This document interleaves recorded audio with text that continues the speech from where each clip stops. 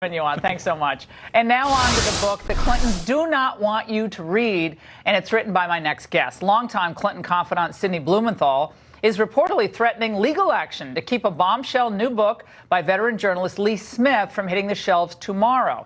Now, it details the deep state's plot to undermine Trump's campaign and how Congressman Devin Nunes, in particular, uncovered it all and then was attacked for having done so. So what are the Clintons so scared? What are they scared about? Lee Smith, investigative journalist and author of The Plot Against the President, joins me now. And also with us, House Intel Committee member Congressman Brad Wenstrup, who can talk about certain things in this book and cannot talk about other things. But nevertheless, we got a lot of ground to cover. Lee, Blumenthal sent the Ingraham angle a statement tonight denying that he threatened to sue you and said you made it all up out of whole cloth. How do you respond? Oh, that's preposterous. Well, are you saying he's a liar? I'm saying that he wanted the book to be stopped. Did he want it? Right. Did he threaten to sue you?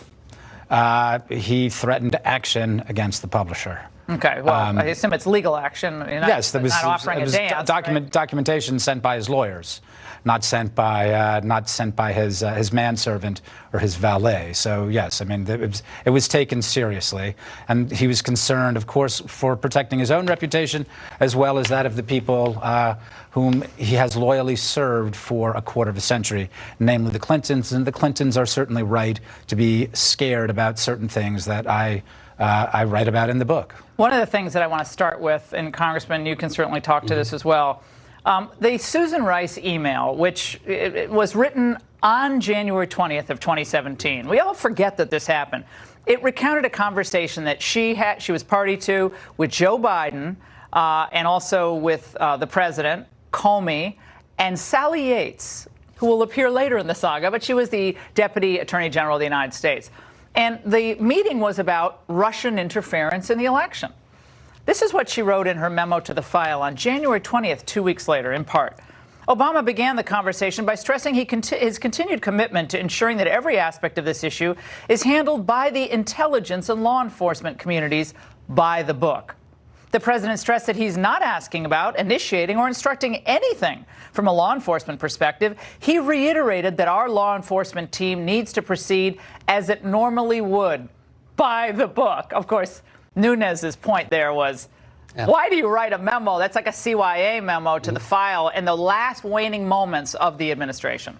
Yeah, well, it's very clear, and I would agree with Devin Nunes on that. I mean, it's just bizarre, really. It's your last day, and this is what you're going to write.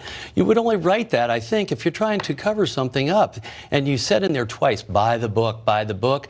Well, that's like the kid who writes a note for his parents and says, I've been a good boy today, and then the principal calls an hour later. And Sally Yates would then be instrumental in securing the interview with Michael Flynn, of course, the national security advisor to the president, and a lot of other people believe set-up call with Michael Flynn. Lee. Well, this is very important. I mean, I talk about this email in my book, and if you look at the language that Susan Rice uses about the president, Obama says to ascertain whether or not we can share Russia-related information with the incoming team. Once you break down that extremely bureaucratic and delicate language, she's saying collect intelligence on the incoming Trump team.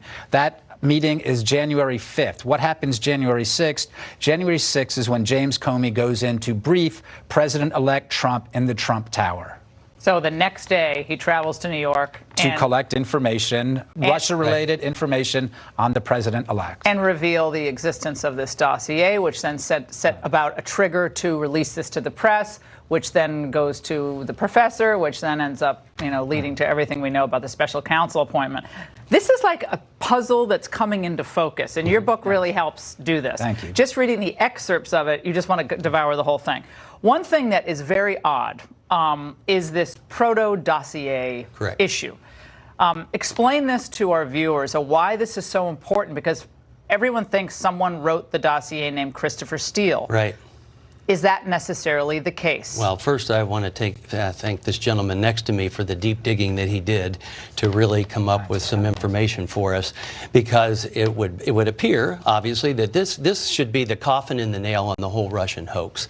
If this took place within the FBI, so from Hillary Clinton to Fusion GPS to the FBI, where they actually wrote the dossier, well, it's no wonder for Christopher Steele seemed to know so little about it. It was kind of like Bob Mueller at his News interview. He didn't seem to know much about that either. So this is really huge, in my opinion, and I want to thank this man for doing so Lee, great Nellie work. Orr is almost certainly an author, like the primary author of the Proto dossier. Right. There's something that there's documents that I found, which I describe in my book. The most significant document is dated May 20th, 2016. This is a month before the first Steele report. This Proto dossier, as I called it in the book, this describes an opposition research looking into the Trump team's ties to Russia. It's the skeleton of what later became known as the Steele dossier. The difference, the reason why this is so important is because it started, they're talking about the Trump team's ties to Russia. The Steele dossier has nothing to do with organized crime. It's laying the groundwork for a counterintelligence investigation. Of the campaign. Exactly. Yes. This is what the Clintons are scared of. The way that I look at it is the Clinton campaign got the FBI to spy on the Trump campaign. That was the point. That was the FISA warrant. They obtained a spy warrant to get into the campaign to find an October surprise. There is so much. We could do literally an hour on this book, because when people really sink their teeth into the enormity of the intel community's work burrowing in with multiple intelligence assessments, one in November that wasn't really out of the ordinary of 2016 after the election around Thanksgiving. Right. You received it. And then suddenly there's a new intel assessment in December, which led the way for the harassment of Nunes and everything else that followed. That is a critical thing. We can't give away the whole book.